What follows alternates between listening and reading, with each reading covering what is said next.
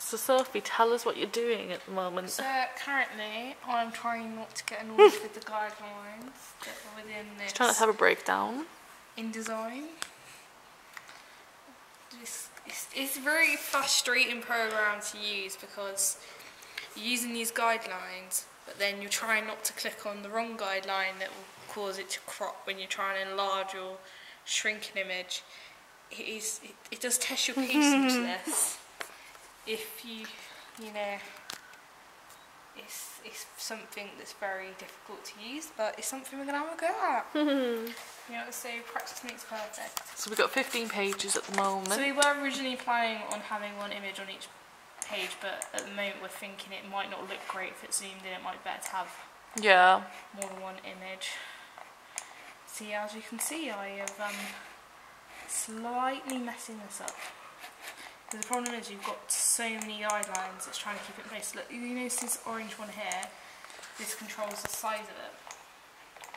Yeah, and the blue one crops it, and it's blue one crops it. It's very easy to accidentally press the blue, which I keep doing at the moment, which is very frustrating. It's very frustrating. It's very temperamental, this, but it's good for when you're trying to produce something that's a bit more professional, which is something we're going for. I mean, because we've tended to be a bit more, maybe wanting to work more towards professional ways of working, because we've tried different approaches, but we want to try a more professional approach. Yeah. Something like it. And then the book can actually be a prop then within our work. This is going to be the idea. This becomes a prop. See that?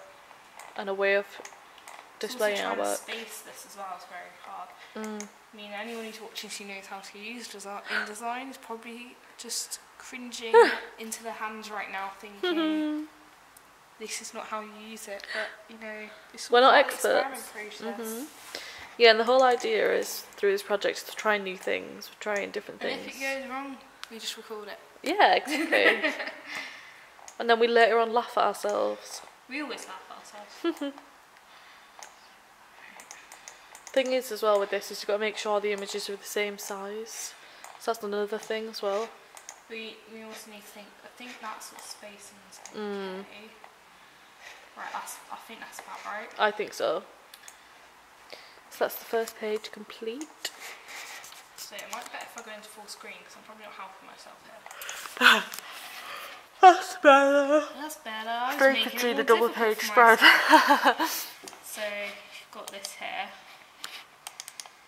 So if I make this a little bit smaller.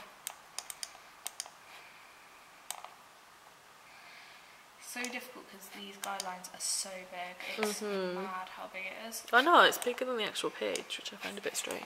Which I think this one is still a little bit too thin.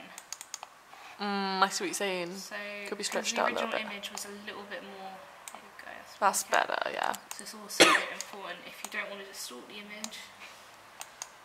To have it the correct shape and size. Yeah, so this is what we're playing around with at the moment. Yeah.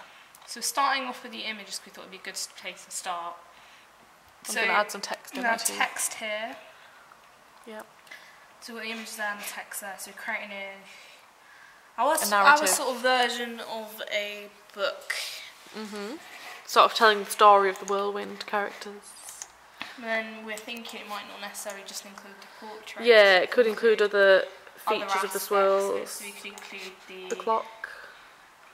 It's the idea of the time being distorted.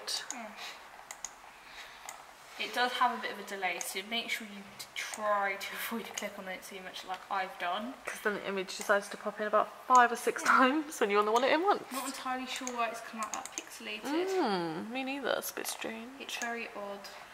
So, this is not the kind of thing we're going for. No, we want it's all about good quality images. So maybe we put my edit in there of me.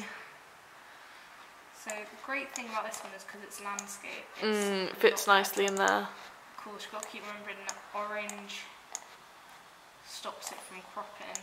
And blue crops it. And the blue is basically, I like to call this blue one the mischievous guideline. And the orange one is the behaviour one. Yes, I like that. Corrects it. Whereas the blue one likes to be a bit naughty. It does, it really does. It's just messing around with our images. That's crazy that that's me. I know. I hope I look nothing like that. It's weird because you can still kind of recognise elements of you, which is something that I didn't expect to happen. Yeah. I think that's... I can look terrifying on that though, you gotta admit. Yeah. So that's something you need to consider with this. So yeah. It's probably something I've forgotten to do. But this is how we're looking at the moment. So yeah, we've got the images, we're going to have some text in. Sometimes people use this tool to place it, because sometimes people use it as a placement tool. So what you do is you can put that there, and if you want to plan out where your text goes, you go right. And the text to go there, and then you can go right now I want the text. Ooh, I've accidentally clicked another one.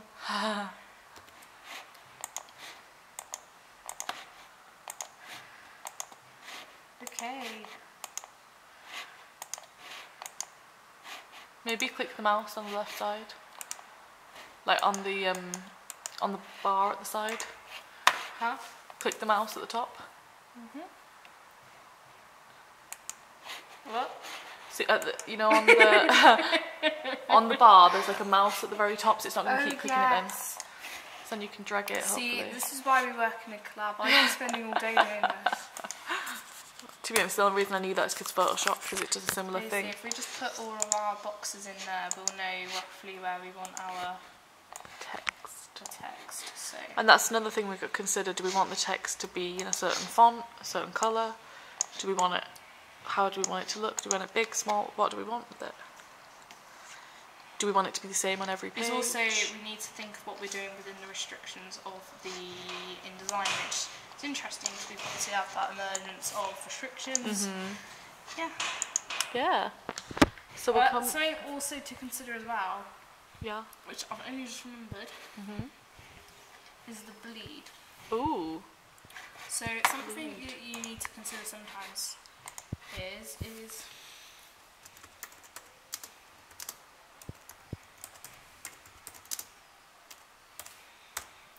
so you need to change the bleed compared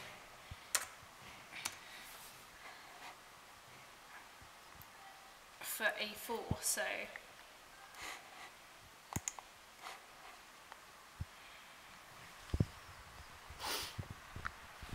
you need to think, oh, what does the bleed need to be?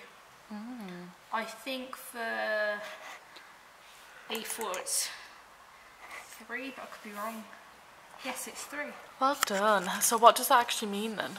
So when you're printing it off, you obviously need a border. So, oh, I did not mean to press that. Oh, I see. So the bleed is that outside line there. And what you need to consider when you're looking into printing something else like this is what is the parts you're cropping off. You need to think of the borders, you need to think of the bleed as the extra amount, so you don't crop off anything, which is very easy to do if you don't consider the bleed. So you've got the bleed marks here. So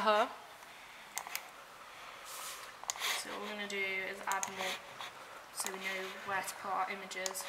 We're going to think of our text next, because you know us artists are visual. Yeah. Gotta get all that visual stuff out there first, then we go in with the text afterwards. Yes.